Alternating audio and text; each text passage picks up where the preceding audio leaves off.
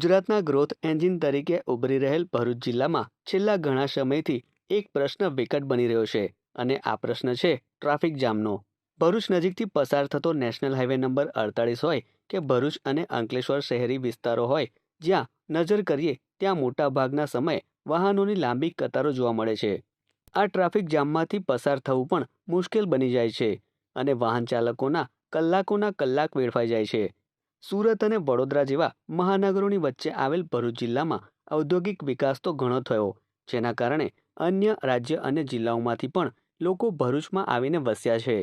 પરંતુ સમયની સાથે સાથે પ્રાથમિક સુવિધાઓમાં પણ વધારો ન થતાં આ પરિસ્થિતિનું નિર્માણ થઈ રહ્યું હોય તેમ લાગી રહ્યું છે.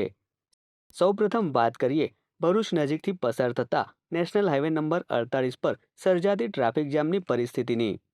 ભરૂચથી પસાર થતા નેશનલ હાઈવે નંબર 48 પર 3 ખાડી બ્રિજ આવે છે, જેમાં પાલેજ નજીક આવેલ ભૂખી ખાડી, અંકલેશ્વર નજીક આવેલ અમરાવતી ખાડી અને સુરત તરફ જતા વાલિયા ચોકડી નજીક આવેલ આમલા ખાડી. આ ખાડી ઉપર બ્રિજ બનાવવામાં આવ્યા છે, પરંતુ 4 લેન હાઈવે પરથી પૂરઝડપે પસાર થતા વાહનોની ગતિ આ ખાડી બ્રિજ પર અવરોધાઈ જાય છે, કારણ કે આ ત્રણેય બ્રિજ અતિ સાંકડા છે, જેના કારણે બોટલનેક માર્ગ નિર્માણ થાય છે.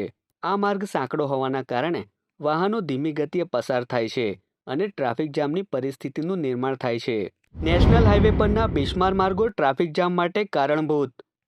ભરૂચ જિલ્લામાં નેશનલ હાઈવે નંબર 48 પર વારંવાર ટ્રાફિક જામની પરિસ્થિતિનું નિર્માણ થાય છે, જેમાં અનેક કિલોમીટર સુધી વાહનોની કતાર લાગે છે, જેની પાછળનું અન્ય એક કારણ બિસ્માર માર્ગો છે. ભરૂચ અને અંકલેશ્વર વચ્ચે નેશનલ હાઈવેનો માર્ગ બિસ્માર બન્યો છે, જેના કારણે વાહનો ધીમી ગતિએથી પસાર થાય છે. એક્સપ્રેસ હાઈવે પર જતા વાહનો શહેરમાંથી થાય છે પસાર. દિલ્હી મુંબઈ એક્સપ્રેસ વેનો ભરૂચ સુધીનો પોર્શન શરૂ કરી દેવામાં આવ્યો છે, જેના કારણે વાહન ચાલકો ભરૂચ શહેરમાંથી પસાર થઈ દહેગામ નજીકથી એક્સપ્રેસ હાઈવેનો ઉપયોગ કરે છે. એક્સપ્રેસ હાઈવે પરથી પસાર થતા તમામ વાહનો ભરૂચ શહેરમાંથી પસાર થાય છે, જેના કારણે ભારે ટ્રાફિક જામની પરિસ્થિતિનું નિર્માણ થઈ રહ્યું છે. સાંકડા માર્ગો અને બ્રિજની મંદગતિએ ચાલતી કામગીરી ટ્રાફિક જામ માટે જવાબદાર. ભરૂચ અને અંકલેશ્વરનો ઔદ્યોગિક વિકાસ તો થયો છે, પરંતુ પ્રાથમિક સુવિધાઓનો હજુ પણ અભાવ જોવા મળી રહ્યો છે. અનઇવન ટોપોગ્રાફી ધરાવતા ભરૂચના રસ્તાઓ સાંકડા છે અને તેના પર પણ આડેધડ પાર્કિંગ કરવામાં આવે છે, જેના કારણે ટ્રાફિક જામની પરિસ્થિતિનું નિર્માણ થાય છે. તો બીજી તરફ ભરૂચની શ્રવણ ચોકડી નજીક બની રહેલા ઓવરબ્રિજની મંદગતિએ ચાલતી કામગીરી પણ ટ્રાફિક જામ માટે એટલી જ જવાબદાર છે. દિવસ દરમિયાન માર્ગના સમારકામની કામગીરી પણ ટ્રાફિક જામ માટે જવાબદાર. ભરૂચમાં ચોમાસાના સમયમાં બિસ્માર બનેલા માર્ગોના સમારકામની કામગીરી ચાલી રહી છે, પરંતુ આ કામગીરી મોટાભાગે દિવસના સમયે જ કરવામાં આવે છે, જેના કારણે ટ્રાફિક જામની પરિસ્થિતિ સર્જાય છે.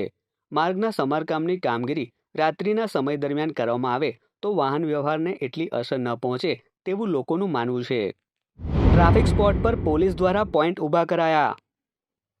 ભરૂચ જિલ્લામાં વકરી રહેલી ટ્રાફિક જામની પરિસ્થિતિ પર અંકુશ મેળવવા માટે પોલીસ વિભાગે પણ કવાયત હાથ ધરી છે.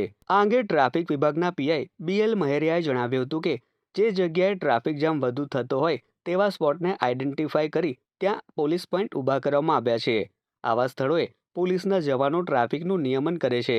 આ ઉપરાંત ઘણીવાર અકસ્માતના કારણે ટ્રાફિક જામની પરિસ્થિતિનું નિર્માણ થતું હોય છે, ત્યારે નેશનલ હાઈવે પર આવેલી તમામ હોટલોના માલિકોને નોટિસ આપી અકસ્માતની જાણ તાત્કાલિક પોલીસને કરવા માટે સૂચના આપવામાં આવી છે, જેથી કરીને પોલીસ દ્વારા તુરંત જ ઘટના સ્થળે પહોંચી અકસ્માતગ્રસ્ત વાહનોને બાજુ પર ખસેડી વાહન વ્યવહાર પૂર્વવત કરાવી શકાય. વિકસતા જતા ભરૂચમાં વાહનોની સંખ્યા પણ એટલી જ વધી છે, પરંતુ તેની સામે પ્રાથમિક સુવિધાઓ ન હોવાથી ટ્રાફિક જામની પરિસ્થિતિ વકરી રહી છે. ત્યારે આ બાબતે સરકારે એક્શન પ્લાન બનાવી ભરૂચ અને અંકલેશ્વર વાસીઓ ઉપરાંત હાઈવે પરથી પસાર થતા અનેક વાહન ચાલકોને અજગરી ભરડા સમાન ટ્રાફિક જામની સમસ્યામાંથી મુક્તિ મળે તેવા પગલાં ભરવામાં આવે તે અત્યંત જરૂરી બન્યું છે.